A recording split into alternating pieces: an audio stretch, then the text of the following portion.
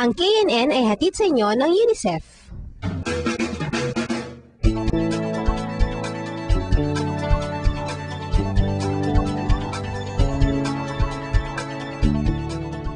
Teka, Chomi, hindi ba lang nag-get kayo?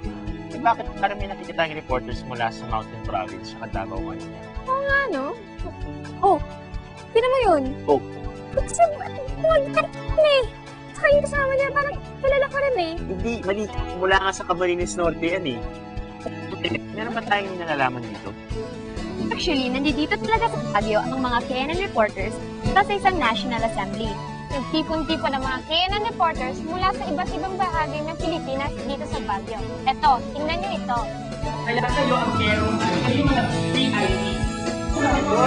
Wala ko pa natin. Maganda yung ilalim na kilala. 1, 2, 3, go!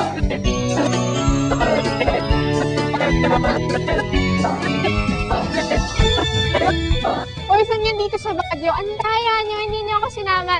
Kaya, sunod ako ha. Teka lang, Chomi, ikaw talaga. Nagpagbalik ka na naman eh. Meron pa kami isang kwentong dapat ibigay sa kanila. Itong report ni Roa mula sa Camarines Norte Bureau tungkol sa mga kabataan na may kakaibang trabaho sa isang kakaibang lugar. Diba? Kaiba. Yes.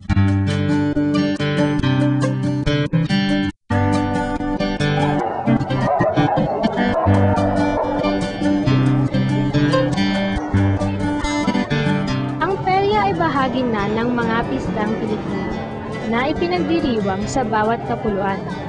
Ang mga taga-perya ay dumadayo sa iba't ibang lugar upang magdagdag ng kulay at kasiyahan sa mga pista sa pamamagitan ng mga kakaibang sakayan at natatanging palabas. Ito ang Melrose Carnival. Naikot na lang nito ang buong Bicol Region, Isabela, Cagayan Valley at Metro Manila. At kapag Hunyo, dito naman sila sa diet bumibisita. Si Jovelyn, 17 taong gulang, ay bahagi ng isang palabas kung saan ang mga bida ay mga ahas.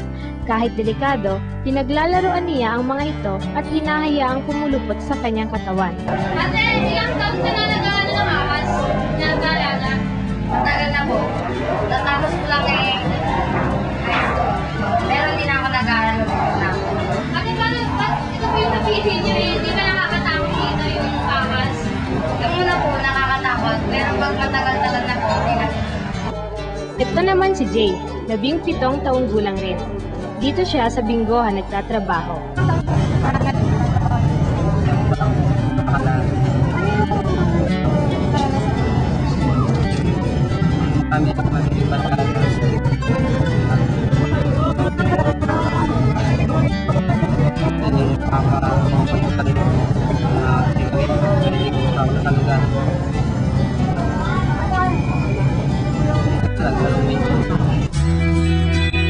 Wala ngang panahon mag-aral kapag nagtatrabaho ka sa perya.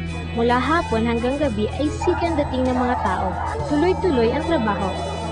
At kung sarado naman ang perya ay inaayos nila ang mga kagamitan at sinisigurong ang mga sakayan ay ligtas.